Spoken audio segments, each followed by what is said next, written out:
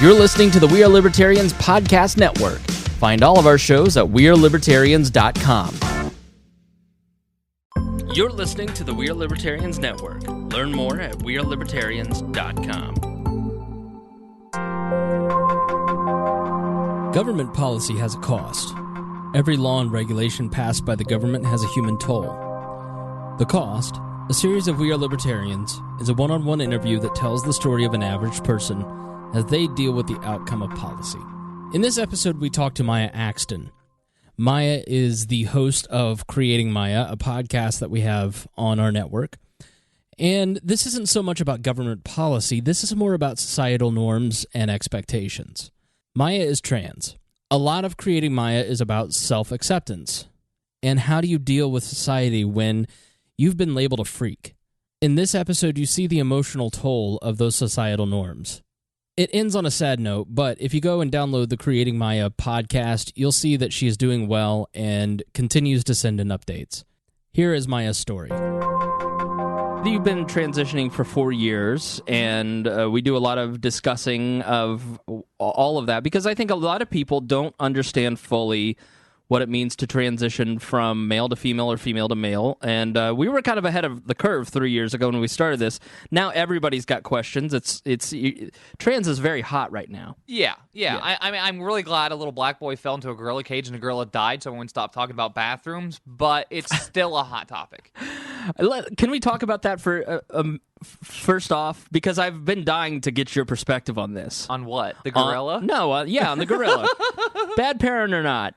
And if you are watching on Facebook Live, then you can go and leave a comment, and we'll read those questions a little bit later. And let us know how it sounds, because the gorilla thing? So no, really. No, I want to get the bathroom take. The bathroom thing. Yeah. Okay. So North Carolina passes a law about not letting you into a female restroom because you're born a male in government facilities and schools. Okay. So first off, you got to know the law before you can speak on it. I think that it was a ridiculous law, so I never learned it. Sorry. Yeah, no, the whole thing's ridiculous. The whole thing is stupid. I'm going to go all the way back to, say 1890 or so, when the Prussian school model hit, and we started, looking to other places, and we couldn't figure out how to use bathrooms and everything else. So, right around the turn of, the 20th century, I guess, right? That'd be, turn of the 20th century. It's the 21st century, isn't it? Yeah. Okay. Yes. I don't know. Yes. Yeah, I don't know why those numbers are always off. But, because I guess we started at 0 at some point, didn't we? But that's not important. Sorry. The cat just had to go. Being annoying. I had to send the cat back. Had to go. You're a horrible cat. All right, so back at the turn of the century. But that's when we started gender and everything. And it wasn't to protect women. It was to treat them like the little objects and the pieces of crap they were, to get them out of our way. Mm-hmm. And then that eventually turned into more segregated bathrooms for blacks and everything else. And there was always different places, little pockets of places that had started segregating things. And then that got codified in the building codes and laws. And then so 100-something odd years ago, people codified crap in the law, and it just, because government, nothing actually progresses and changes. So it just stuck around. And then crazy religious people built their beliefs around having separate bathrooms, and you hear preachers making sermons over it. And it's like the Bible never really was you have to have separate bathrooms for men and women. But then you look at cases in that one bar in DC that has one giant unisex bathroom. All the every stall or urinal is its own little room, communal wash sinks, everything, right? Mm-hmm. And they have some family bathrooms and some special needs bathrooms off to the side. But they had to fight the government to even be allowed to build that. So the whole thing comes down to is, why is this codified into law in the first place? It's a part of our society that we wouldn't have kept had we been allowed to progress how we wanted to. Okay. All these problems are always the Jim Crow era and everything else. All that was because of government laws. Society fought back against these laws, but then and then everyone, we got flags, American flags, the flags of our oppressors all over this table right now. And I got a special 4th of July flag tablecloth because I knew Miah was coming today, and I wanted to wrestle her a little bit.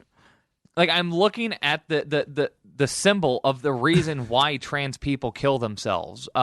Yes, why veterans kill themselves. Government is the reason, not people's complete No, but inability. that's what I'm saying. No, is that look at all these people that think, people that smoke weed are vile, dangerous criminals. They need to be locked up in a metal rape cage for how many years? There's people serving like 30, 40 years for small pot busts, and people support that. That all stems from it. You're being told it's right and just and true by the body of government you've spent 12 years being taught how to worship. Mm-hmm. That's why society is so screwed up. I guarantee you let pockets of people decide on how they want to be and how they want to treat people. It works out super well. Like people's cliques of friends, most people I know deal with me extremely well. Most all the libertarians I know don't follow building codes, don't follow that crap, but they're still good, caring people. Mm-hmm. And I think it's because all these laws, and then people want protections. They want to be separated and treated special. Well, there's a lot of benefits from being separated out and treated special under the government. Money, special rights, that good feeling of security that someone's watching out for you, and you have these men with badges and guns to protect you, and it's a false sense of security, and it's a false sense of hope, and the whole thing's stupid. The bathroom law discussion shouldn't even be an option. It shouldn't even be an issue. It shouldn't be. But thank you to government and these people wanting to enshrine morality and how society is right this very second. I think when I worked on Tea Parties, people are like we got to make America great again, and Donald Trump's new slogan, "Make America Great Again," and we got to take things back to when it was good. It was never good. We had a lot of opportunities to improve, and technically right now society is the best it's ever been towards a lot of things, but it still sucks. It's horrible. Sure. There are cultures around the world that are way more just libertarian and open and honest about things. And I hate to be tying how we treat social things as libertarian or not, but as far as how we encodify them into laws. And it's the whole bathroom thing sucks. And it's because of people thinking that morality, if their type of morality, everyone says this is a Christian nation, so everyone thinks we should follow Christian laws. The same thing that's happening, that's why all those women are getting circumcised and their genitals mutilated over in the Middle East, because it's codified in the law, and people think the law should have a moral thing about it. So everyone fucking suffers. So yes, it is this flag, this government, the soldiers, the cops, all of them are partially the reason why so many trans people, 43% trans people attempt suicide. I mean, okay, that notwithstanding, you didn't even come close to answering the question. I got you asked me a question. I got in a tangent. I'm sorry. Shocking. Yeah. So, all right. Which bathroom do you use? It depends on where I'm at. Yeah. I don't like to. I've never liked public restrooms. I like outhouses and porta johns. Those make sense. They're dirty. They're not trying to play up anything. They are what they are, and they're single use. And when someone's in there. That little slide thing. I have done a lot of bathrooming in porta johns over the years, concerts and everything else. But I don't normally use the restroom when I go places.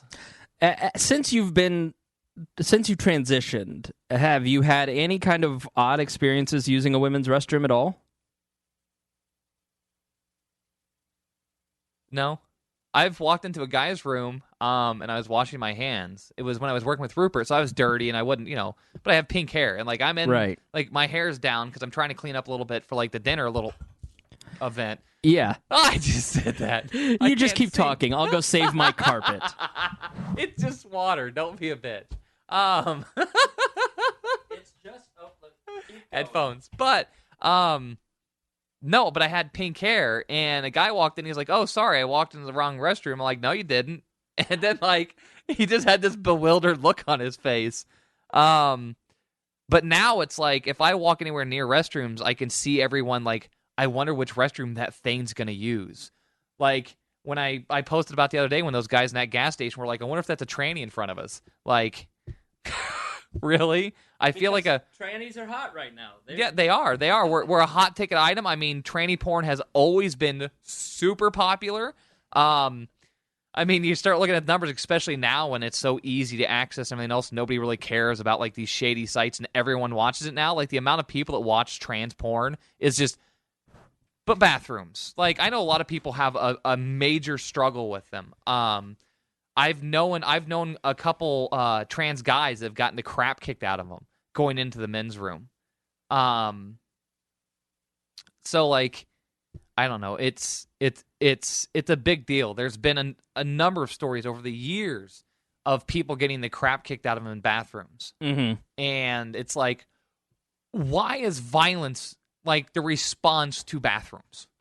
Like, you're Right. in the wrong bathroom. You're not doing anything wrong, but you're just in the wrong bathroom. So I'm going to use physical violence against you. Like, but where does that come from? That's the scary thing, is people are okay with talking about hurting someone for being in a bathroom they don't think they should be in. I mean, all these women have been chased into the bathrooms. Like, we've heard of a number of stories. How many haven't we heard about of guys chasing women into the bathrooms and women like yelling at people and everything else? And like, where does it become? Where are they told?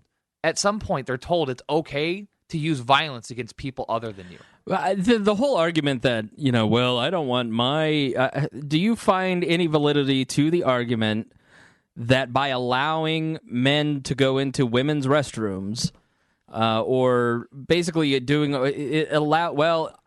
so, like, the Glenn Beck people, they make the argument, I could just say that I feel like a woman, and I could walk into a women's room just so I can get some upskirts. I don't find that to be a valid argument. Okay, really. first off, I've never known someone to just like one day they start their transition, done nothing, don't even have any like feminine clothes. Right. One day start their transition, go to Goodwill, buy the creepiest, crappiest dress they have, throw it on, not shave or anything, and then want to start using the women's facilities. You're not presenting as well. There's people that go through the first year or two of their transition without presenting full time. Right. Like, and you can't get to your surgery unless you present full time. So there's these kind of things that like people do. So there's some genderqueer people out there, and people that are, there's intersex people, and some people just aren't attractive and like whatever. But like, you usually don't start using the facilities of your identity, your chosen, or your identity. I'm not gonna say chosen. Kiss my ass.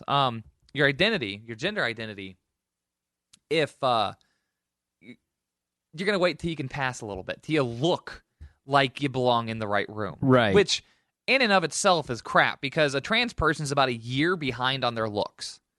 So, like, right now, how I look is I'm seeing myself 2 years ago.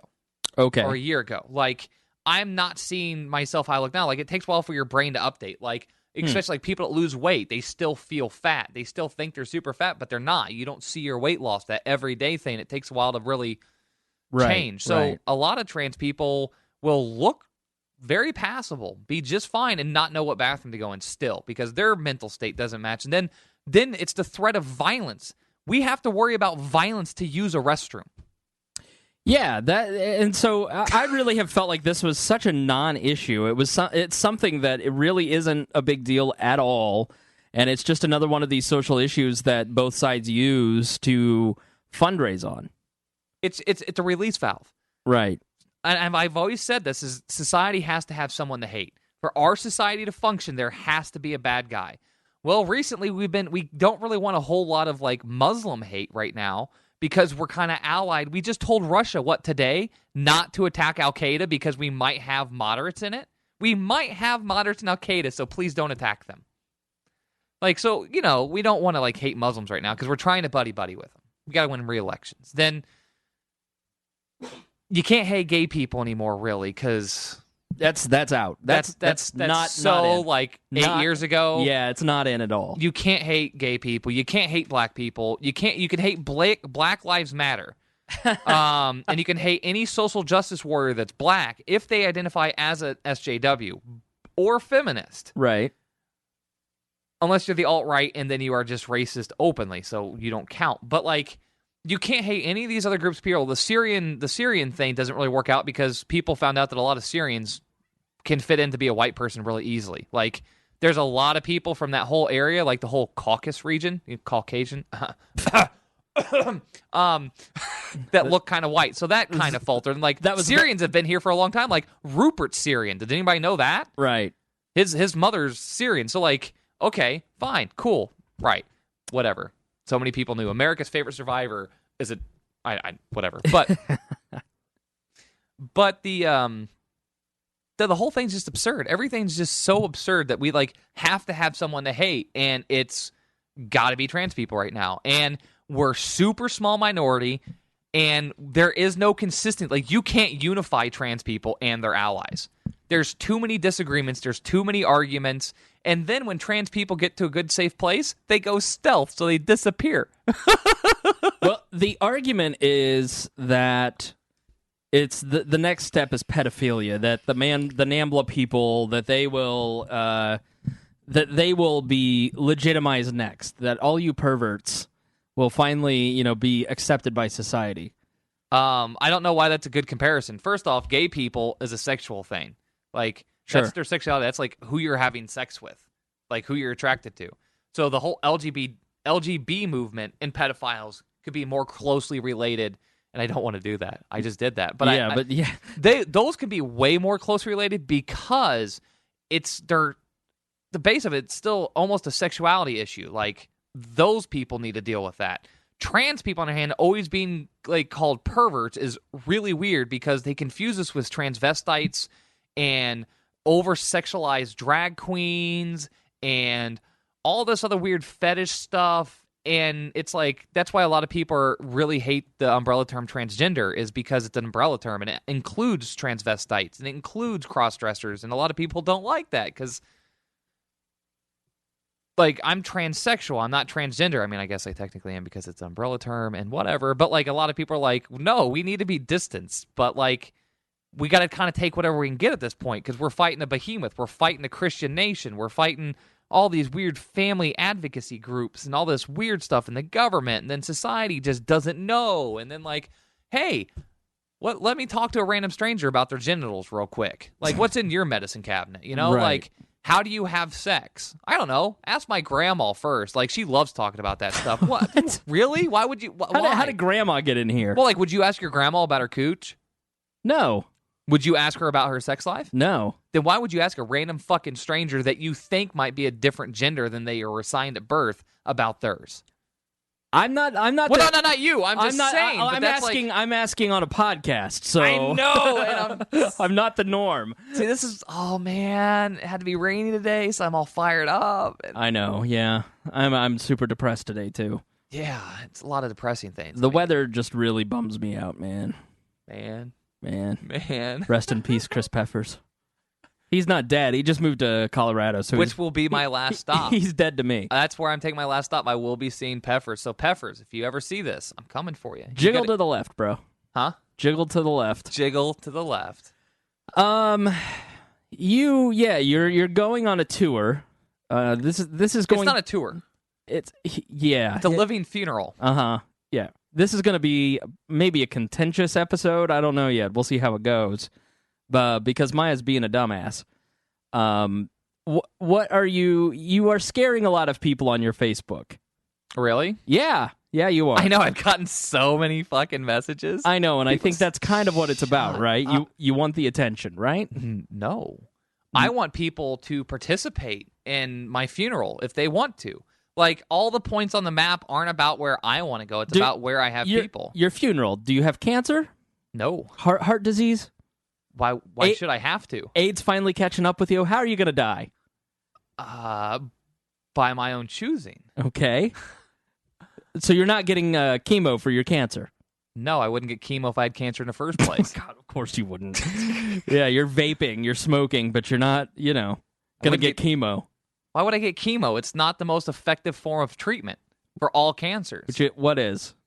It depends on the cancer. It depends on the person. It depends on a lot of things. Is there a tumor involved? Is there not? Has it spread? Where's it at? Specifically, is it in your glands? Is it in an organ? Does it have a good chance of spreading? How you attack cancer and the giant thing that is cancer is not just let's throw radiation at it. So you're going to die of cancer. That's what we've established. No, then how are you going to die? I'm going to kill myself. Okay. I know, that's all you wanted me to say, and I didn't want to say it. I know. Because then it gets flagged, and then people can report videos and crap because it's talking about suicide and violence. Well, that's what we do here. So don't report it because this is an honest discussion about mental health and Miah's state of mind. Yourself. Yeah, Miah's state of mind. And I'm going to do my best to attempt to tell her why she's a dumbass. I wasn't going to have this episode be this, but okay. Yeah. Fine. I guess. I mean, okay, what did you want to talk? What did you want to talk about? I don't know. This is, I guess, a more pressing topic because I can tie this into a lot of other things. Yeah, I think worry. this is the more pressing issue, don't you? We could spend the whole episode talking about bathrooms. Oh, no, there's a lot of other things. I had notes. I remember some of them. Okay. I broke my other phone. So. Did you don't have your notes with you? No, they were on my other phone, which I smashed last Saturday during an anxiety attack. So, like, yeah. That word was anxiety, by the way. What did I say? Anxiety. Anxiety. Fuck you and anyone laughing. Anyone laughing right now, fuck you. So it's the last time we talked to you, you were doing great, and now you're on a suicide mission. Well, suicide never leaves. Like, so for somebody that's like seriously depressed and suicidal, it never goes away, and you know that. Yeah, of course. It's an everyday thing. It just changes and how intense it is. It just never goes away. But for somebody who's been like, I guess, suicidal for like a good since they were 13, so what, like 15 years or so? Yeah. I don't know, how old am I? 29, 16 years? I can count. But it's not that big of a deal to me as it is to a lot of people, I guess. So, like, sometimes I don't see it as that big of a deal to talk about because I've been, like, and I was in the military and I've worked very dangerous jobs my entire life and been around people getting hurt and everything else. And it's like, I don't see death in human life as this, like, big, grand, super important thing. I mean, I go back to sayings like yours, like, no one will know your name 100 years from now. Mm-hmm. So why does it matter? I'm not going to have kids. I can't have kids. So my biological function is no longer even valid. Like, now, why is human life, why is every second so goddamn important? What happens if I'm not happy and I don't want to fight to get happy anymore? What if I'm tired and I just don't want to be anymore? What if I did have cancer and I didn't want to go through chemo and I didn't want to go through all that and I was done. I was happy with my life. So far, I was pretty good with what I'm leaving behind and just wanted to stop living. Why is that not a valid choice? Because you have people that rely on you, that depend on you, that love you. No, I don't. Yeah, you do. I have yes, no you do. one that relies... No, that is bullshit. In any sort of dependent manner. People may emotionally, like, depend on me, but... Yeah, that's what I mean. That is valid. That is perfectly valid. But that's not a valid reason to continue suffering. No, that is a valid reason to seek out help. No, I could seek out help again. Right. And you could be of absolutely successful if you did it. Could be. Yeah, most likely. It's about risk. I mean, you're a fucking capitalist, right? Mm-hmm. It's all about risks. You take risk and you balance the reward to the consequences, the bad, the good. You balance everything. For me, the balance is, I'm done. I don't believe you. I feel like there's something else? No, I feel that there is a little bit of needing validation right now. That things are not going well for you at the moment, are they? No, it's not. It's not about going well or not. Mm-hmm. I am the master of my own domain, and I always have been until my brain gets in the way. So it's about control. It's about being able to live free. Even if I lived in the middle of the woods in a cabin, nobody knew I was there. I got all my own electricity. Just had everything. I was set. I still wouldn't be free. And the reason that you wouldn't be free is because humans are social creatures. No. And so isolating yourself is the exact opposite of being That's free. That's not the point of not isolating myself, but literally having no one else influence. That's the picture I'm trying to paint here, is no one else influencing me. So if I have no one else controlling me, no one else telling me what to do, and I could do whatever I want, I had complete and total freedom, I would still not feel free.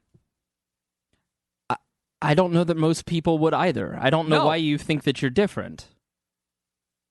I wouldn't feel free inside my own head. Mm-hmm. I don't feel like that's a place I control, and I get to choose what happens. And I get to choose what I like and what I don't like, and I get to choose if I want to destroy a relationship or not, or if I want to break my phone, or if I want to, walk 4.5 miles barefoot on the fucking concrete and have my feet torn to shreds. If I want to do crazy, outlandish things, if I want to yell at people and run out of a podcast because we were talking about something that fucking triggered me, whatever. Mm-hmm. It just, I can't dream anymore. Okay, what does that mean? Good Lord. Whew.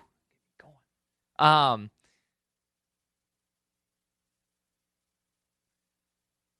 like I like construction, I like building, I like engineering, I like thinking about things, I like working with tools inside my own head. I've done a lot of it. It's something I'm good at. It's very calming and enjoyable to me. I can't think about it anymore. I haven't been able to think about it anymore ever since I had fucking my fingers trapped in a box for a half an hour all alone, just stuck there watching myself bleed, having no idea when I'm gonna like not be fucking stuck in a box. But I can't picture like saws or equipment, even a hammer and a nail, doing so, because I used to actually go to the store, buy up all the equipment, and like bring it home, and I would build stuff, and it was this very tranquil thing for me. And now I can picture as my arm getting cut off, or like getting caught in like a cement mixer, like spinning, and it just rips my arm off. And it doesn't just happen once and I move on. It loops. It doesn't stop ever. It just keeps looping. The bad thing just keeps happening. Right. So PTSD. Whatever. Sure. Right. Whatever. But I think there's only a limit to how much stress a human mind can take over the years. And I think that was my breaking point. All the other close calls. I've been a very dangerous person my entire life with no regards for living. I've been one of those people that did a lot of crazy, stupid shit. And my job wasn't driving to work for 45 minutes, sitting in an office, going to get lunch, going back to the office, and then driving home. When I worked on a job site, everything around me could explode or die or break, or the weather could kill me, or all these things. I've worked in tornadoes. I've been standing in an open steel structure. Like, I tied myself off to a steel I-beam in the middle of Wyoming because tornadoes were coming through. And I just, like, hooked myself off with this, like, the safety harness for falling. I'm like, this will probably either get my rims ripped off, or, you know, like, it'll break my neck, but this might help. At least my body won't be in somebody else's problem. And so I think you can have a strength, and you have you can get through a lot of that stuff, but I think eventually it just piles up. The amount of loss I've had, because I moved around when I was younger, so I had all these different neighborhoods, all these different friends. I got recycled out of boot camp, so I had an extra, 3 weeks with a whole nother troop. But that bonding to do even in 3 weeks is an insane amount of bonding. And so I bonded with all them and then lost all them. And I've bonded with people in tech school and the military and all these close bonds. And when you work construction, you get close to people because you have to trust them. You are trusting them for all kinds of things. You don't really trust people in an office setting, You don't really trust people in a factory setting. Like, there's a degree maybe, but your life isn't in somebody else's hands. Your career isn't in somebody else's hands at the same time as your life. Like, but I think there gets to a point where, like, I've fallen off equipment. I've tumbled down, like, these elevator, like, type things and bounced off shit. Like, felt like 30 feet bouncing off these. Like, it was at a rice processing plant for Anheuser-Busch in, like, Sacramento, California. And, like, I fell, like, 25, 30 feet and just bounced off all this shit and hit the ground, got up and walked away. Like, whatever. But I think there's a limit. I think there's only so much you can take before you start getting, like, consequences. Like, this is D&D, you just rolled a 2, and, like, now you've cursed. Now you're cursed, you've got to curse. It's forever going to be on your character. I don't disagree that I think the human brain has certain stress limits. I mean, listen, I've struggled with suicidal ideation my entire life. I have no desire to ever actually kill myself. My fantasies of suicide are purely control. My life feels out of control, and I have ultimate control in whether I live or die. So, like, that's my, and that is a stress relief. It's, at least I can have that. I have that little bit of control as I go through stressful things. I had a very stressful teenage period that set the template for the rest of my life, which basically has led to the last 2 years, which have been, frankly, pretty traumatic. Far more traumatic than I let on. And you've been through some shit in these past 2 years. Yeah, I mean, I went to the doctor yesterday to actually switch my meds to a different SSRI, and he goes, I haven't seen him in like 3 or 4 years. He goes, wow, okay, so literally everything other than death of an immediate loved one you've had happen to you as a life change over the last few years. I said, yeah. And he goes, okay, well, no wonder that particular medicine isn't working anymore. It's stressed to its limits. But I don't understand how I can sit here and I can go through all those things, maybe not the physical trauma that you've gone through, and I certainly have a better relationship, although a strained relationship, with my parents. I have a much, much better relationship with my parents than you do. Well, now. Yeah, now. But I look at the future and I say, wow, look how far I've come. Look how much I've overcome, and I'm still struggling, and every day is a struggle, and every day things are hard. But, I was thinking about this today. We Are Libertarians, over the last 2 years, has saved my life because it has built a social circle for me that has become my ultimate support system. It has given me a hobby. To distract myself, I spent all day building equipment and doing all kinds of different things. A purpose is not a job. Right. I love my job too, but my job, everything's stressful. Why is it that I sit here and go, okay, I've got a lot of work to do. I'm in therapy once a week. I'm on medication. I'm exercising, eating right, getting sunshine, trying to get more sleep, trying to do the things that make my life better, and I see hope. Why? You have made a lot of improvements, and you have come a long way in the last 4 years, especially the last 6 months, as we discussed in the last episode. You've come a long way, and you have just as many people in your life that love you, that want to support you. Why do you feel that you see the opposite of what I see? Because none of that matters. None of that matters. And all of that actually makes things worse. Because for every one of those strong connections I have to somebody, that's a connection I can break. That's something that's going to go wrong. I don't know which one, when. It's just eventually my brain's going to go, you know what? I think you're going to have some issues right now and you're going to fucking flip out and destroy some shit. Have fun. But you know what's cool is every time that happens, I remember every other time it's happened. And I feel all that all over again. Every time. And so it doesn't get better. It doesn't get more manageable. It just continually gets worse. And I guess with the other shit for the last couple of years being tied on top of it and everything else, it's like, I thought of something the other day. Like what I've been going through for the last 6 months is kind of like puberty. Like, again, like I started transitioning, but like I got better hormones now. Like I'm taking they weren't really, what I had before wasn't really working that well, especially before my surgery. But now like everyone gets to figure out like their bodies and stuff when they go through puberty. Mm-hmm. I didn't. I hated mine. I thought it was wrong. I didn't like what was happening, so I never really got to go through that and experience that the way my brain thought it should have gone. So everything that happened was wrong. And everything that happened and everything that became a part of me was wrong. So there's some extra self-hate, I guess. Thanks, brain. And then, you get to your teenage years and you get to go through all that. I didn't. You get to go to your 20s and you get to go through all that and start figuring out who you are, going to college, looking at your careers, thinking about your future. I didn't get that. Late 20s, when you really start settling down a little bit more and you start, starting to build something, you're starting to calm down a little bit or whatever, starting to settle down. A lot of people already have kids now. They're married, they got a house, and they've got a future. I didn't get that either. Like, I tried to build a lot of that, and thank God for Emily through all of this, because without her, I would have had literally nothing. But then that brings its own problems. But for a lot of trans people, it's like, you start your life, really, like, I wish I was a little girl when I was a kid. Like, I wish I could have got to experience life how I wanted to. Like, I would have been a fucking tomboy, but, like, as I started getting older and everything else, and I would have been treated different, and I would have been treated like, I have no good memories that match me. I think back.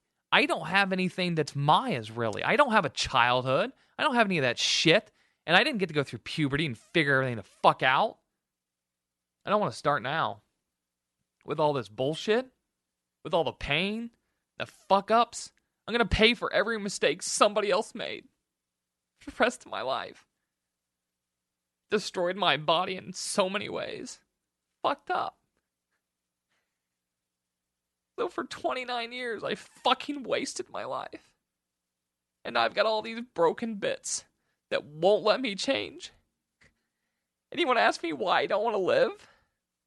Why? Even if I live to 60, it's only half a fucking life. Remembering all the bad all the time. The fuck kind of life is that? Remembering every horrible thing I've done to Emily? Every fucking horrible thing. Every time I've left her, every time I didn't notice she should have been with me. I should have been with her. Everything I remember. And it's not me. And they shouldn't have to remember it either. It's just go the fuck away. Like when you're like, I come out, bam, gone. That old person's fucking gone. And then you gotta change all those old things in your head. All these patterns I have, all these habits and behaviors aren't mine. They're from someone else. They're from my fucking dad. They're from someone else. They're not me. But I have to fight them every day. It's exhausting. Then you add anxiety, you add the fucking PTSD and everything else. What fucking peace can I find ever? Yeah, there might be treatments. But I said when I went with Lindsay and everything else, and I was going to make another shot. I was going to make another go at this. And find hope and try to find something one last time. And I thought I could just power through and like lose weight. I've lost so much weight recently and start feeling better and like taking care of myself and putting on makeup and everything else. And none of it fucking worked. It was still just as bad. It still made no fucking sense and it still wasn't controllable. And I'm already relying on hormones every day. I'm already relying on the grace of God of my friends for treating me somewhat nice and gendering me correctly and everything else. By the grace of God, I survive. I don't have a job. I can't get a job. I can't fucking work with people. It's been progressively getting fucking worse and worse. So I don't feel there. I don't have any motivation. I have all these skills and I have all these things I want to do, and I can't find any motivation. All my strength and motivation came from my dad because I emulated the one person in my life I liked to make who I am. And I haven't talked to my dad in a really long time, and I'm probably never going to talk to him again. I'll die before I talk to him again, probably. Why? Because I can't. I don't want him in my life anymore. I can't have him in my life because it's too easy to just try to emulate him again.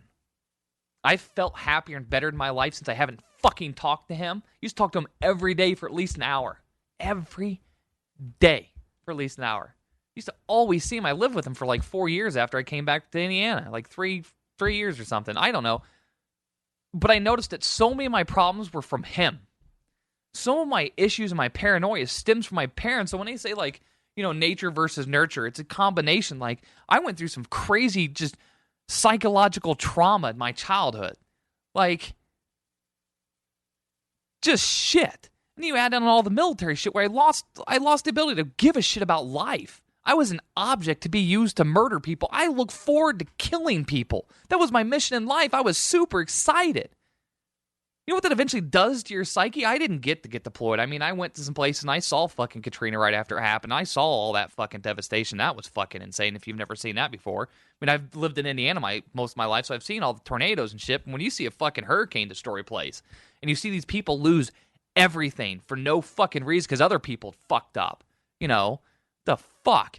You go through all that and you think about what it's like to want to kill people for no reason. And like to resign yourself to like my life means nothing. I'm a soldier. I'm just supposed to fuck my life. It doesn't mean anything to a suicidal person. And I have all that fucking wrapped up in my head. No. There's nothing to continue living for. What I have done, however, is still substantial. I think if for every little tiny thing I've ever affected on you, my reach is tiny. You reach and you affect so many more people than I do, and I've changed you over the years. We've fought back and forth, and there's so many things I look at like in you now compared to like years ago, and I'm like, yeah, that came from me. Or like I push you in that direction. Like a lot of people pick up the same things when you run in the same circles anyways, like a lot of the anarchist stuff, and you guys have finally, after a couple years came around to brutalism and knowing what that was and everything else. But like it was who said it? Like Harry, I guess that like the hipster anarchist or whatever. But no, I think I affected you in a way, even a tiny way, in what I perceive as a good way. Mm-hmm. So for everyone you reach, like who the fuck knows where Chris goddamn Spangle's going to end up? You will end up being bigger than Bob and Tom ever could have been in your influence and reach and everything else. Who knows? That's just how you are. You really reach a lot of people. So like, if I changed you, and you're going to change all these other people and affect all this stuff, then, like, good enough. I'm on podcasts. I have all these podcasts, all these people. I know Carl Tagenhorn, a lot of other people have helped people because of the podcast and everything else. Like, I've affected people's lives enough. I don't ever want the bad to outweigh the good. And right now, the good outweighs the bad. And that's not guaranteed. So, quit while you're ahead. I don't want to see that shit go away. I don't think that it needs to. I can certainly empathize and understand. I probably look like shit, don't I? Well, you look better than I do. I'm glad nobody's watching. Good. Yeah. There's like nobody on here. Thank God. I'm sure the 18 people watching are glad to be called nobody. Thank you very much. That's not very nice. Well, you know what? Go kill yourself. Well, if I still had guns, I would. So, I will say that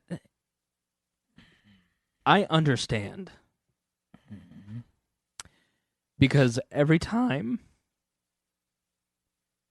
in my life that I thought, wow, I'm starting to get ahead, things are starting to look good, everything falls apart. But it never stays that way. You have periods in life, and everybody has these periods where things suck, and we're abused, and relationships fall apart, and we lose our house. We have to file bankruptcy. I look at the life of my family, and yeah, things for the last 20 years have been a mixed bag. But that's how it is for everybody. And the only thing that matters is, 100 years from now, I just decided 2 years ago, when I got divorced, I'm going to stop living comfortably. I'm going to stop doing everything less than 100%. And I have lived 3 times more in the last 2 years than I have the last 30. And I wouldn't change that because you're talking to somebody who's had their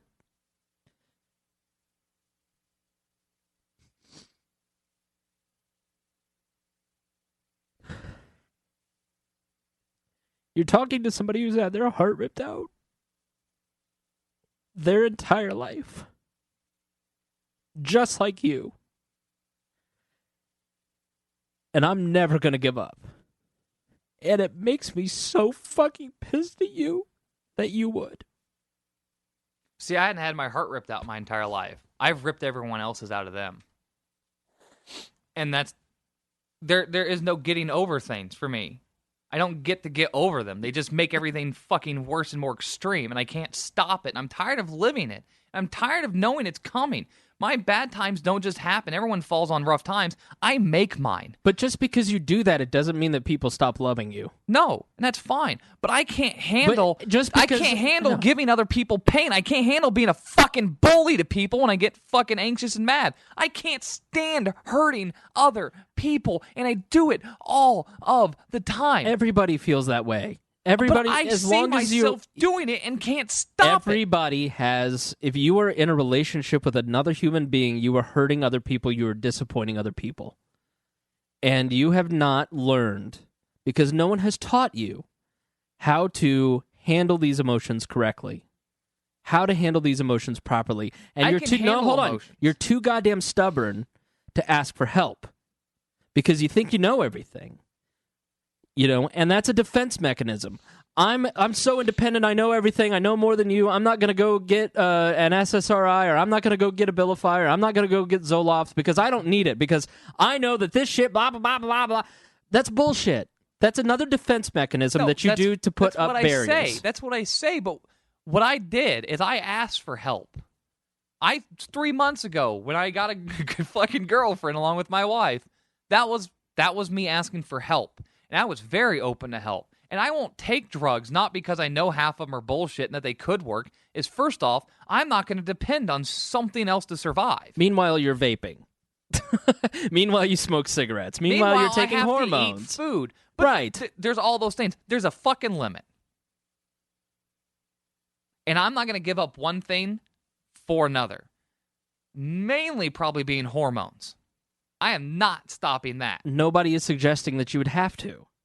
Medical science might. Just a little bit. But you don't know for sure because you haven't gone to a professional. But it's risks, right? Have you or There's have risks. you not? Have you or have you not gone to a psychotherapist, a psychiatrist, not in a long time, or any other kind of medical doctor 3 years. that could have a discussion with you about these drugs that could help you, that make my life and the lives of millions of other people around the country better, more manageable? Millions of people also drink alcohol.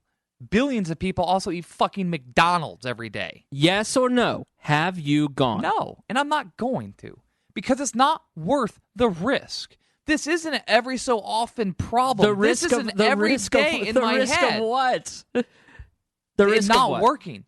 Of it failing. I don't want to live because I never want to feel what I felt last Saturday ever again. Life ending would be worth it to never feel that way again. Do you feel that way today?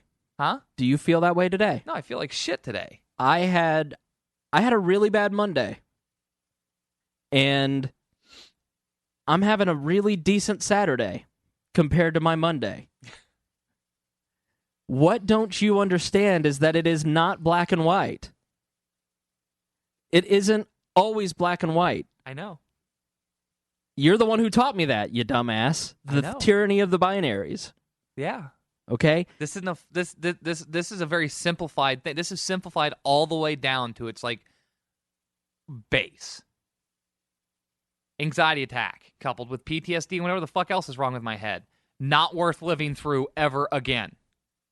If there's even a 0.001% chance of that ever happening again, the point is to learn. The point is that it might, and you learn how to manage it better. I don't want to learn. Nobody has taught you how to do that. No, so then you're just you're lazy. No, it's not lazy. It's just you're lazy and you're selfish. The risk isn't worth it. No, then you're selfish. You're totally self-absorbed. Your depression could be cured if you let me cut off your legs. Would you do it?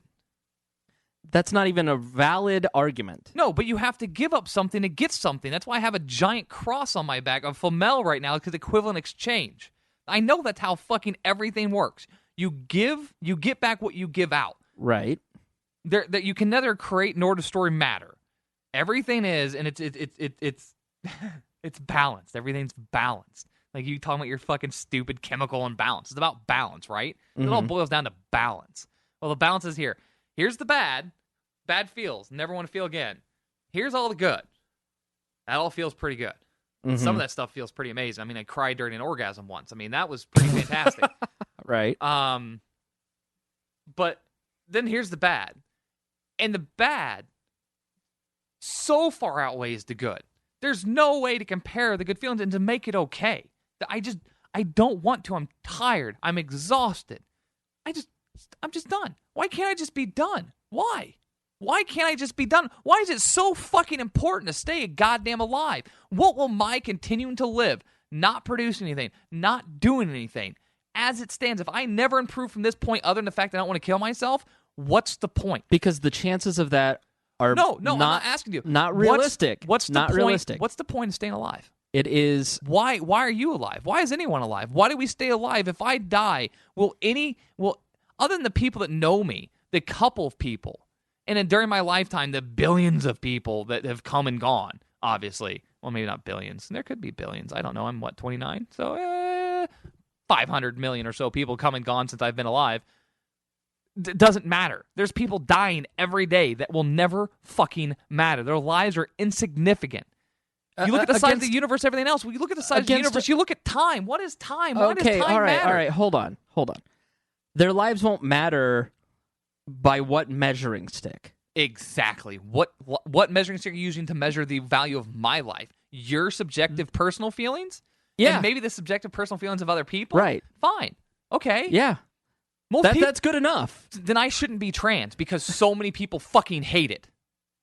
That's okay. That's the same fucking logic. What, you should do something because of how other people feel about it? You have improved my life. Our relationship has improved my life, and I think that my relationship with you has improved yours. Correct? Sure.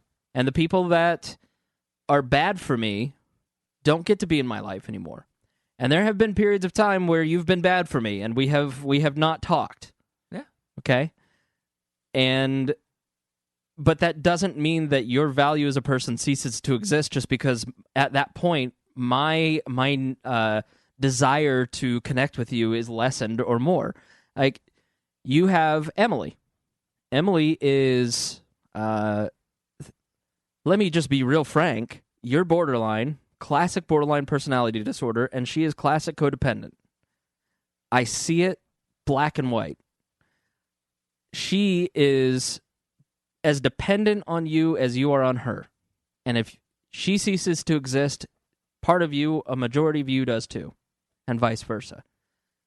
Why would do you think, and I'm not being sarcastic, like, do you think in your mind that if you cease to exist, if you die, that somehow you stop causing pain, you cease to exist?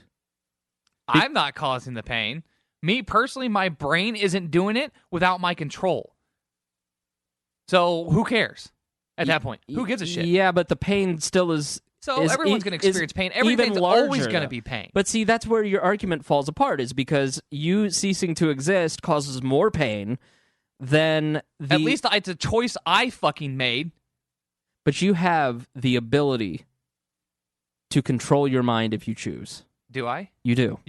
I 100% believe that. Okay, yeah, you can think that. Yeah, sure. Good, I don't think that you're crazy. I don't think that you're abnormal. Yeah, no, that's fine. But I do think that you're in far more hell than I am, and I do appreciate that, and I do understand, having been so close to you for so long, I understand that, Miah. There's no other way to explain the rage. And when everybody in my life has said, you got to get away from her, she's dangerous, I said, no, the closer you get to Miah, the more she's going to kick at you. But, like, I get that you're in a tremendous amount of pain. I can't understand or know everything that you've gone through. But I do know that in my own life, going through the amount of pain that I've gone through and the traumatic experiences that I've gone through, as I have gone through therapy and I have learned about healing those traumas, my life has improved. When we go through traumatic experiences, they are packed into our mind, into our lizard brain. And it creates cognitive distortions. It creates these scripts that train our brain to react certain ways. It's very difficult for me to be in a relationship because of various things that have happened. But I have become a better partner because I have gone to cognitive behavioral therapy, and I have started to unpack that. What I lived through last summer was the unpacking of my parents' divorce. And it shouldn't make any sense that a 15-year-old boy experiences, and the emotions right now are just as real as they were then. That shouldn't be that way. I shouldn't have had to go through the shit that I went through from 13 to 15. But I did. And I've learned how to cope with it, and learned how to manage my brain, and learn how to become a better person and a better partner. And I slip. I've been a raging asshole the last 3 months. And it's because the amount of stress that I've undergone because of various things, I slipped back into managing that stress in the old way. And I failed. And I hurt somebody. And they're gone. And yeah, I feel guilty and I feel sad about that. But nothing in any relationship is permanent, Miah. And you're getting a phone call from the one person who has never given up on you and never will stop giving up on you. What did she call me during the But my all that stuff.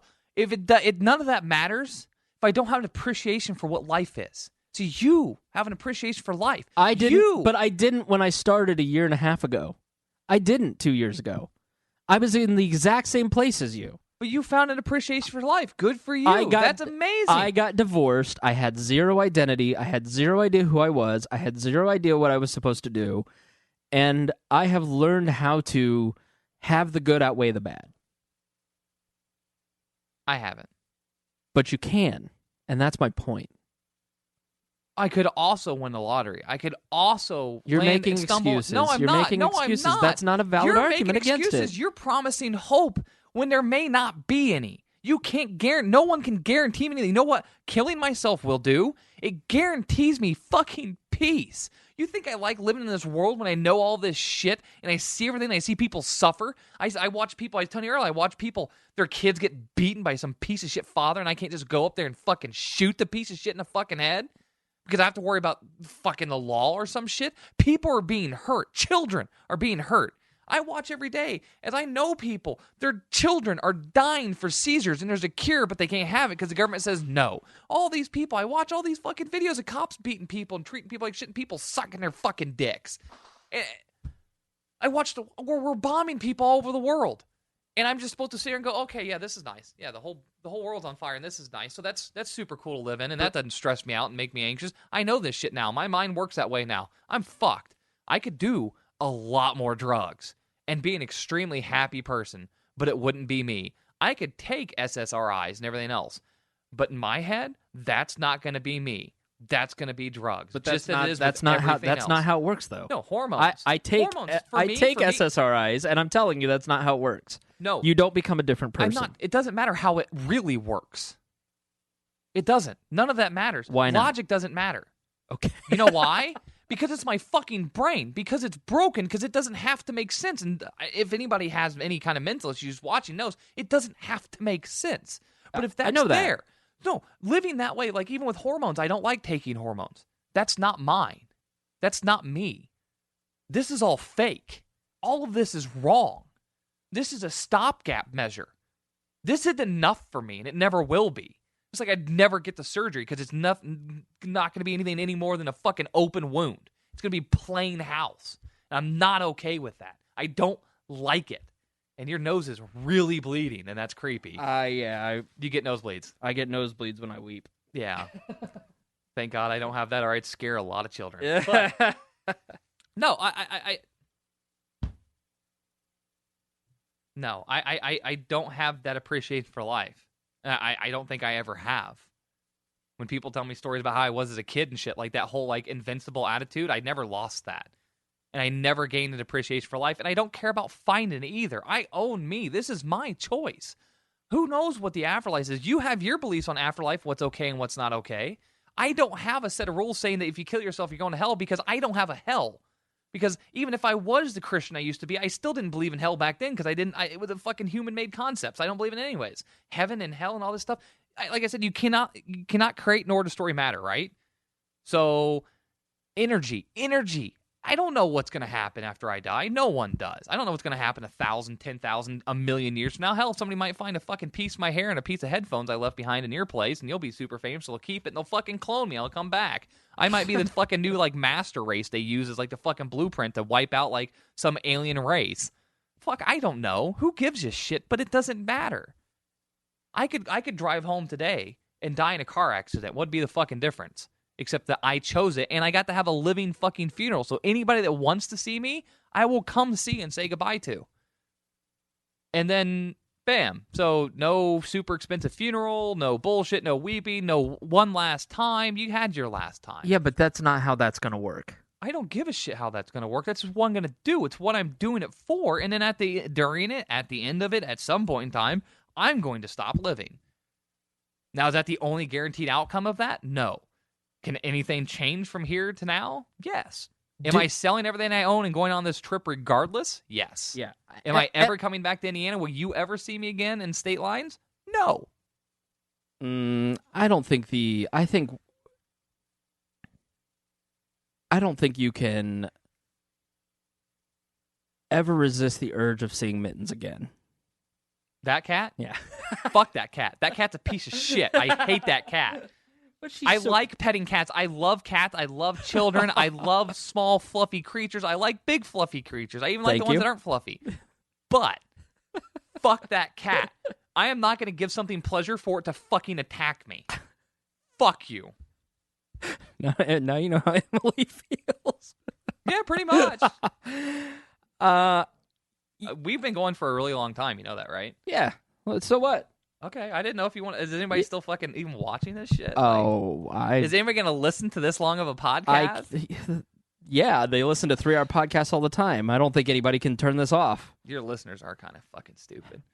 Because listen, no, I think people, as always with this podcast and with Miah, people are willing to go out and say things. You're willing to say things as they are, regardless of the social consequences.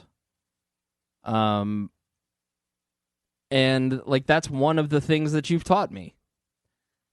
And it makes fuck you, Aaron. Oh, don't read the comments. I've been checking. Oh my god, I don't even know what comments these are. Oh, this is the live thing. Oh my god. Yeah, there's a lot. Oh, what are some of the people saying? I don't know. Aaron just said, "Dumbass Miah." Sean, quit being a cunt. Who's Sean?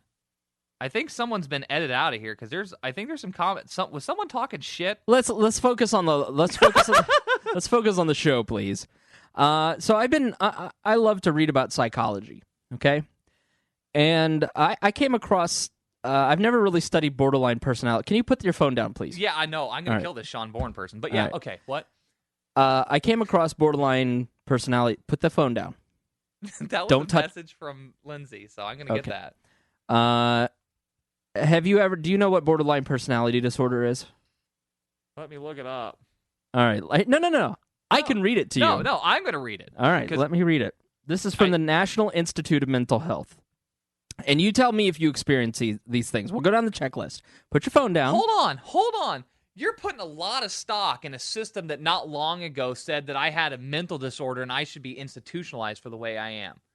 The same system that makes billions of dollars every year telling people they have all these issues and selling them all these drugs when there's no way to measure chemical imbalance, and that it is a bunk science, and that most psychiatry is done? Bunk. Are you done? No, I'm not gonna play into this game of this fucking other fairy tale fucking religion so many people dump money and faith into when I don't believe in it. Because I read enough medical journals and psychology shit to know that we don't know how the fucking brain works. We don't know what personality disorders really are. And they're way too broad. They're no different than fucking goddamn horoscopes. They're broad. Fuck that. Are you done now? None of us are medical professionals. Extreme reactions, including panic, depression, rage, or frantic actions to abandonment, whether real or perceived. A pattern of intense and stormy relationships with family, friends, and loved ones, often veering from extreme closeness and love, idealization, to extreme dislike or anger, devaluation.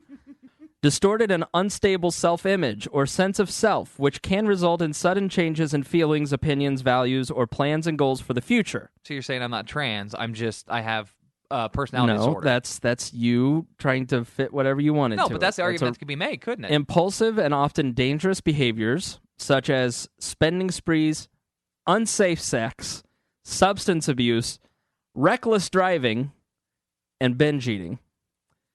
Reoccurring suicidal behaviors or threats of self-harming behavior, such as cutting, self-mutilation. No. Are you kidding me? Look at your arm. You carved, what was it, Revolution in your thighs, or it was the trans symbol into your thighs, wasn't it? I did scarification on my fucking leg. It was an anarchy symbol. That is like something you pay somebody thousands of dollars to do, and it's really hard. As close to the mic as you can, please. Intense and highly changeable moods, with each episode lasting a few hours to a few days. Chronic feelings of emptiness or boredom. Inappropriate, intense anger or problems controlling anger. Yeah, we got that one checkmarked. Having stress-related paranoid thoughts or severe dissociative symptoms such as feeling cut off from oneself, observing oneself from outside the body, or losing touch with reality. So you just described most of the population of the United States in one way or another. Considering those were all commas. So, yeah, no, I don't buy into that because that's just no different than a fucking horoscope. Of course, especially sitting here thinking about it, we can call some of my behavior that, but is that what it stems from? What does it honestly stem from? What's the actual root cause? Why does it happen? How many of those things do I actually have? How many of those things are actually the same fucking thing? The root cause of borderline personality disorder is severe childhood trauma, either physical or sexual abuse. And a lot of people disagree with that in the community. So I'm not saying that we're not talking about trans. I'm talking about your emotional state. No, in the brain fucking community. The fucking goddamn smart people. The fucking brain community with the smart people. I don't want to call it psychiatry. I don't want to call it psychology because those all come with the bullshit specialization. But I mean, with the entirety of the brain and how it works and what emotions are and what... It's not just chemicals and electrical signals. There's so much to the brain we don't understand. Most people think we have 5 senses still. I mean, what the fuck? We have like 27, maybe more. I just don't understand how you know more about psychiatry than the people who are psychiatrists. Because I'm not in it to fucking push pills, believing in the goddamn FDA and the government, and to make a fucking buck, because I've been to psychiatrists as a kid. I was prescribed all kinds of shit. I was sad because my fucking biological birth giver uprooted me from one school, moved me out to a fucking elementary school with 6 grades with no more than 105 people, and I was a little fucking depressed. And I was kind of acting out because I didn't have any friends, and it was a new place, and it sucked. Right. So, yeah, I have a lot of faith in those motherfuckers. Oh, yeah, your kid's got, ADHD. Here, have some pills. Those people I'm going to trust? Really? Yeah, you're making a broad and sweeping generalization of an entire community. That's why I said brain people is because the brain... Nobody can even agree on what a trans person really is. Why are people transsexual? Why are people intersex? We don't even understand that. We don't understand how gender works inside the brain. Is it a choice? Is it not a choice? How much is nature? How much is nurture? Does spanking help your kids? Does it not? Are vaccines good? Are they not? What the fuck ever? I don't care. I have my knowledge and information. I don't trust those motherfuckers, and I think it's fucking goddamn just brain horoscopes. That's all it is. You can describe way too many people with that. I'm just saying that millions of people have gone through trauma, have then gone through dialectical or cognitive behavioral therapy, and have learned to overcome many of the emotional regulation issues that you're talking about. You know how I can overcome therapy. my issues? By dying. Okay. Because they stop being issues. But that's the thing. But that's my choice. I can choose to go through those hoops and go through that process or not. Why do I not have the choice to not go through that? To not be paranoid about talking about killing myself, even on this right now, of being locked up. I've been locked up in a fucking mental joint before. That's not cool. I've been to jail before. That's not cool. That loss of freedom is worse than the loss of freedom in my own head, and I'm not down with that shit either. I don't disagree with you. I'm not going to go talk to somebody that might fucking lock me up or give me a drug that's going to fucking make me drool. I do think that, when you are committed in that and you're isolated from your friends and family and from your regular life, I do agree. I think that is more harmful than anything. Oh, wow, it's like monsoon raining. Gotta go. Gotta go drive. No, you're staying right here. I don't disagree with you. I do think that would not be beneficial to you.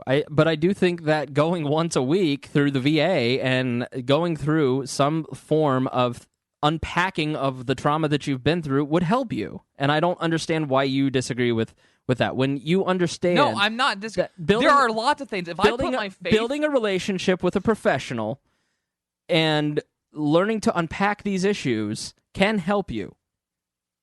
It won't harm you to talk to someone. I don't want to.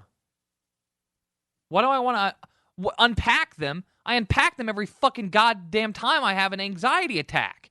I spend hours just sitting and reliving all the most painful fucking moments of my life. Why would I want to pay somebody to go through that? So that you can learn to regulate and manage these emotions. That's what I'm saying. I don't have faith in it. I don't have faith that I still want to fucking live. So why? Why should I? Because people care about you. Good for them. People care about the fucking Kardashians too. That's bullshit. No, the amount of that's time and bullshit. energy those people spend No, idolizing their fucking heroes. Stop trying to get us off on a tangent about the Kardashians. That's bullshit. not. You know what I'm talking about. I know what you're talking about. Lots of people care about me. I feel that love, and that's the fucking problem. I'd be better off alone, unloved. No, you wouldn't. Because it's not, suicide doesn't work the same way. It's not about worthlessness and feelings of hopelessness and everything else. Lots of people have that shit, and that's some horrible, sad shit to deal with. Being unloved and unwanted. Sure, I can deal with that. I don't give a fuck. But it's all these people that rely on me and love me and want me and try to extrapolate joy from me. And then people like fucking Lindsay and Emily and so many other people, I hope you're still watching, because fuck you, for wanting to hide shit from me because they don't think I'm emotionally stable enough to deal with it. So people fucking hide shit from me. Then I make up shit in my head about why that's wrong, which a lot of people do anyways, because you don't have the knowledge, so you just make up shit. Mm-hmm. Except my making up shit turned me into making all the bad shit in my head real, and then freaking out about it being made real, and then getting horribly depressed over and over and over and over and over again with no choice in the matter. It just fucking happens. I don't get to choose. Over these last few months, we have spent time, Emily, Lindsay, and all 3 people, because I thought 3 people being involved in this would be super helpful, right? Mm-hmm. 3 people. All kinds of varied life experience, everything else. None of them professionals. Okay. With experience in helping people deal with PTSD. I could be a professional plumber in a half an hour, but I don't know how to plumb shit. So keep with that professional thing, because that doesn't mean shit. Yeah, it does. It actually does. No, it doesn't. Yeah, it really does. You know what? You know how many different panels I've watched of psychologists fucking yelling and threatening each other with violence over arguing over what they thought the brain did this way or that way? We understand the brain is shit. So that one therapist on a YouTube video, it is all therapists. No, and that's not what I'm saying, and you know it. Is it that's we don't fucking know. We are dumber than a box of owl shit, and I'm not going to play fucking games with my mind and my mood any more than my own mind already does it, to suffer, to maybe hold out hope. I don't have to. People fucking hide shit from me. I fucking push people. Look what I did to fucking Harry and Greg for almost seemingly no reason. The fucking paranoia, anxiety attack, bam, wasn't friends with them for over a fucking year. Right. You think that's fun to fucking go through? No, of course it isn't. The terrifying fear of even thinking about Harry again, or thinking about fucking calling him, and then fucking Lindsay made me go have fucking lunch, breakfast or something with him. And like, being friends with him, every time I talk to him or see him send me a message, I remember how bad everything felt, like it just had happened. You talk about remembering emotions as they just happened. I remember all the bad shit. You know what I don't remember is good shit. I don't have a good memory, but I remember the bad shit. So my mind is filled with 29 years of bad shit. And you're telling me I can get over that and learn to unpack it? 29 years of bad shit. That is exactly Fuck you. That is exactly what I'm telling you. I don't want to do that. Because you know what? Why would I want to unpack memories of somebody else? It's about learning who you are and developing a sense of self. You could do that, but I'm not going to put myself through the fucking stress. And then the inevitable outcome of said stress. It isn't stress. You are talking about, you are scared of something, and I don't understand why you're scared of it when you have no idea what I'm talking about. I'm scared of my own brain. When I walk out... You talk about shit, you go to a therapist and talk about things, I don't want to bring any of that shit up. I don't want them to ask me questions, because if... I don't want it. I don't want this life. I don't want this existence. Is that not okay? Really, I mean, people can have problems with it, but it is not my life. Should I not get a choice in when my suffering fucking ends? Should I not get a choice in this? I'm saying you do have a choice for your suffering to end. If everyone else and it has wants nothing me to to do go with seek killing all yourself. this help, yeah, I'm not going to do it, because I'm not going to be able to leave the house to go do it. I'm not going to be able to force myself into a fucking doctor's office, and I sure in the fuck can't force myself to be fucking honest with someone I'm fucking terrified of. So tell me how that's going to work, and having to fucking fight through all that shit just to get to it, I don't want to do it anymore. I don't. I don't want to do it anymore. Why are you terrified of it? What makes you terrified? I already said, because they can fucking lock you up and what the fucking drugs to you. And I've known people that had depression, got some drugs, they were the wrong drugs, and they ended up fucking dead anyways. I am not going to accidentally take a fucking drug and then kill myself. I'm not going to try to make this worse by looking for hope and treatment, and then so when something bad happens, I kill myself just right then and there. I'm trying to do this in the nicest way, the most empathetic way possible. But there isn't one. There isn't one, but I'm trying. I'm trying to make it the best I can. Miah. Well, why can't I do that? Should I not get some fucking props for trying to do it the best I can? To try to give people a chance to say goodbye. To give people a chance to meet. I come to them. I'm not asking for money. I'm selling all of my possessions to raise money for this trip. I am going to see people. I'm going to live in my car. I am not going to care about anything other than getting to all these people and making sure anyone that wants to say goodbye to me can. That's all this is. That's what this is. This is not searching for hope. This is not looking for something that's not there. I have already given up. I had to have Emily remove all the things I could use to hurt myself because I was there. I'm there already. Mm-hmm. I am just now holding on long enough to try to see some people, to try to give one last time, to maybe record this, something else, so other people can maybe understand something. To give one last time so I don't go out in the fucking dark and then make a mess for somebody else to clear up, for everyone to go, oh shit, I guess now I have all their shit here and I got to worry about this and that. No, I'm going to take care of everything before I go. I want to say goodbye. People should be fucking happy about that. We should deal with things like this more. Suicide shouldn't be, if you want to give up, here. People are still going to I've talked people through suicide before. Because I know, I understand the pain and sometimes you just don't want to keep going. But there's things you need to think about before you do it. Like leave a note maybe. Fucking leave some videos. Leave take care of your fucking finances and shit. Make sure people aren't going to come after the people you leave behind for money or this or that. I'm almost there. I interact with people so little anymore. Most people won't notice when I'm gone other than Facebook posts.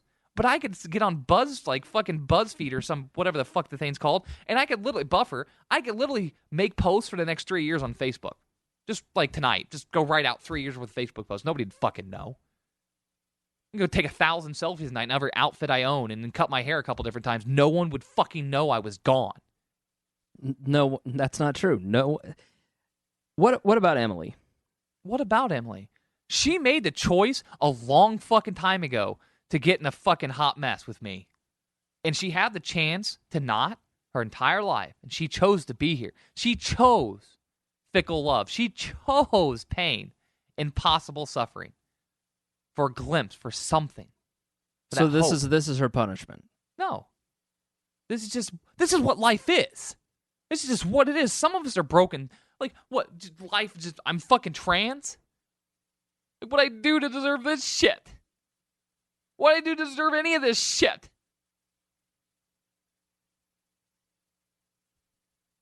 None of it has to have a reason or make sense. It doesn't. I'm suffering. I'm going to kill myself. You're suffering. You're not. Let's go home.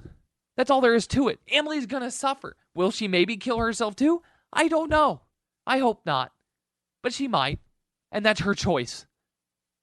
Will Lindsay? Maybe. I don't know. I hope not. It's her choice. Will you? Will Emily? Will your Emily? Will anybody? Will anybody live past tomorrow? Will Donald Trump get elected and China nuke us? Will we all die? I don't care. None of it matters. Nothing has to have a reason. Not everything makes sense. It doesn't have to. But sometimes the pain is too much and you just let go. I've let go. I don't care about life.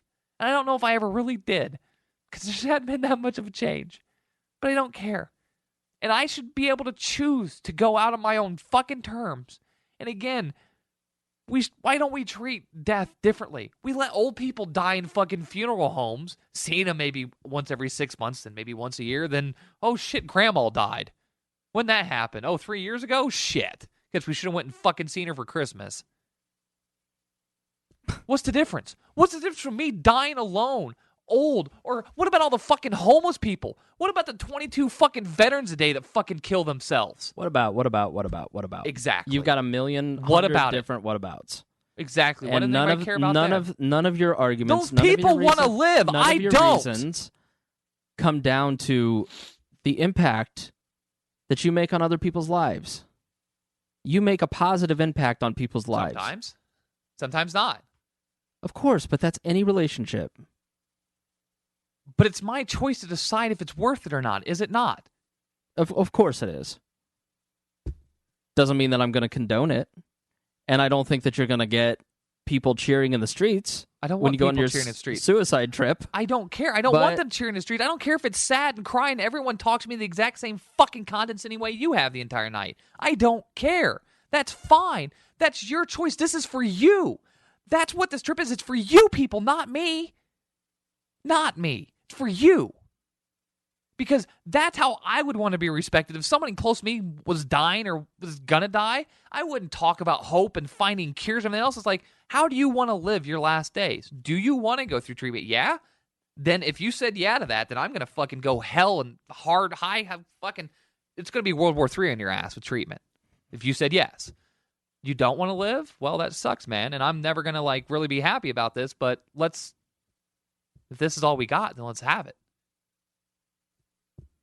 That's all we got. That's all I got left. So if people want a part of it, fine. If not, fine. People want to extend a trip thinking it's going to make me go on forever and I'll never stop? Maybe. Maybe not. I feel like if anybody wants to see me, they're going to get to see me. Some places might be harder to reach the other, and they might have to fucking pay to get me out there because, motherfuckers, I can't drive across tundra, fucking niece. But I'm done. Like, I'm done living my life. This trip isn't me going out and having fun and like, oh, fucking hell yeah, I'll do all kinds of drugs and I'll fucking do all kinds of crazy shit. Yeah, whatever. Do you want to party? Party. Whatever. I can be fun. That's what you want out of me. Is that how you want to remember me? Is that the last thing you want me to have in this life?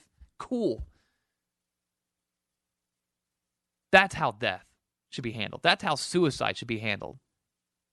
Not fucking making people feel bad for being in too much pain. Really? People want to make me feel bad for not wanting to be here because they're going to feel bad? Well, fuck you. I'll trade you. I'll trade you right the fuck now. I'll trade anybody. I don't give a shit if you're goddamn paraplegic. It's not this fucking brain and body, so I don't give a shit. Grass is always greener. Hell, it'll take me years to fucking learn about all the problems with that new body or brain, so fuck it. I got at least 5 or 6 more years before I figure out all the shit that's wrong with it. Fuck. Be an adventure. But not this. Not now, not this body, not this brain, not this life. I'm done. And that's the thing. Because a lot of people might not think I'm serious about this, but I'm fucking done. I am. I'm very serious about this.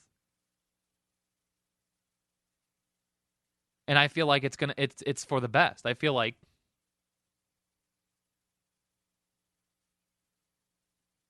maybe somebody will memorialize what I've done. We live in a different age. All my shit's recorded. All my shit's there. My Facebook page isn't going anywhere. So, like, what's still not there?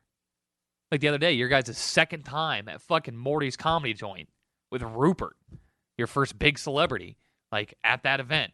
You guys opened up making fun of some shit we did together. Got some laughs. That could still happen if I wasn't here. Those stories still exist. And everyone else gets to keep the good memories. I don't remember the good times. I remember the bad times.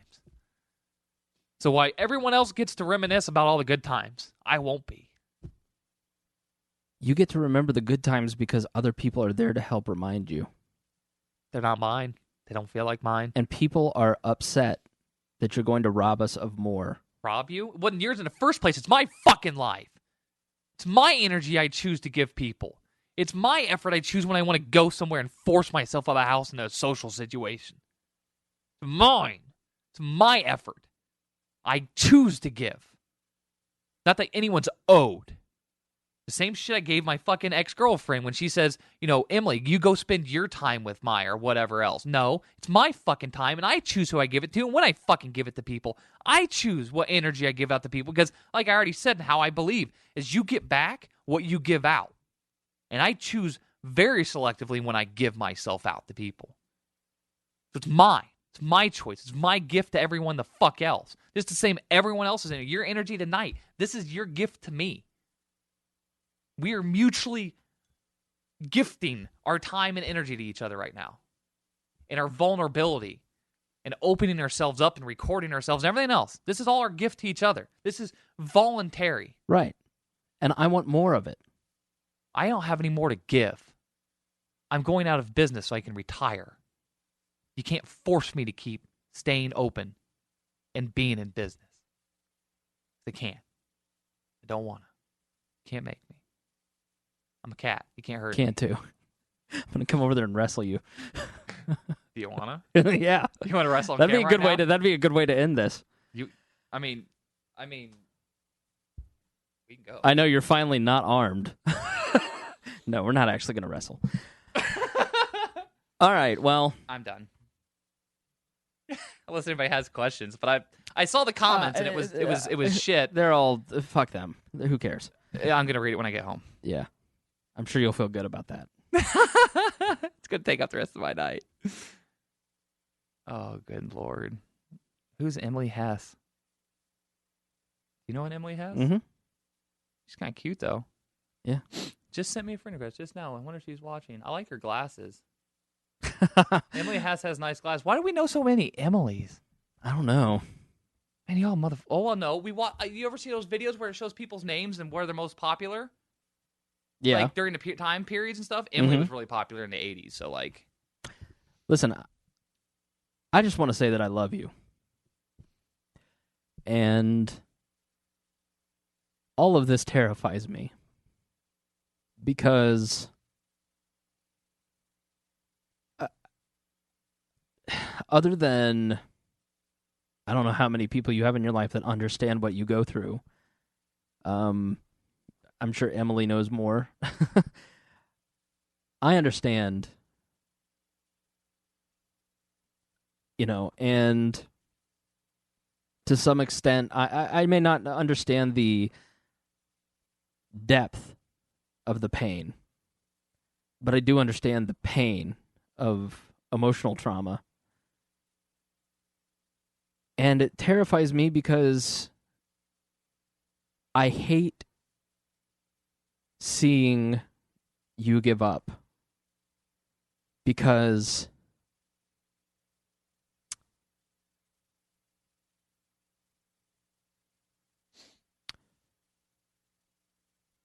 there were a lot of times that I didn't. Because I knew the depth of your pain. And you never gave up. And you gave me strength.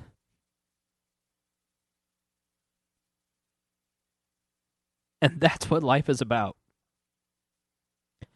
Giving that energy off to other people.